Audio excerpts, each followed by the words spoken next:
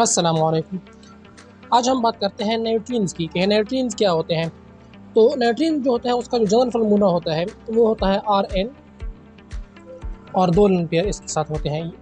ये सिमिलर होते हैं कार्बन की तरह। ये जो नाइट्रोजन होते हैं ये कार्बन की तरह होते हैं और ये न्यूट्रॉन यूनिवैलेंट नाइट्रोजन इंटरमीडिएट्स होते हैं।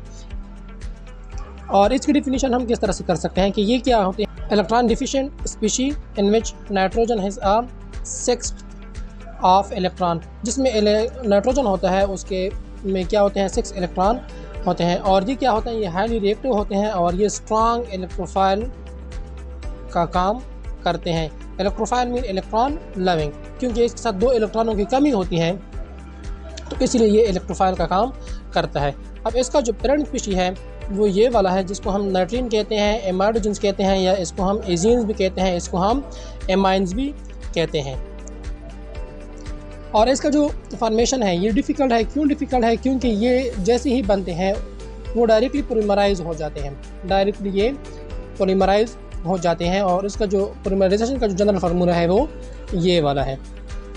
और ये जो होते हैं ये भी आल्सो एग्जिस्ट कर सकते हैं as a singlet and triplet. जिस तरह के कार्बन में होते हैं with one of covalent bond replace by nitrogen lone pair. जो एक कोवेलेंट बॉन्ड होता है वो नाइट्रोजन लोन पेयर के साथ क्या हो जाता है, रिप्लेस हो जाता है। तो ये जो स्ट्रक्चर है ये है ट्रिप्लेट नाइट्रेट का। एक अल्काइल ग्रुप इसके साथ अटैच है और एक ऑर्बिटल के साथ भी क्या है, एक अनपेयर्ड इलेक्ट्रॉन है और दूसरे के साथ अनपेयर्ड इलेक्ट्रॉन है और एक ऑर्बिटल में 2 पेयर्ड इलेक्ट्रॉन मौजूद हैं। तो इसको हम क्या कहते हैं, नाइट्रीन्स कहते हैं।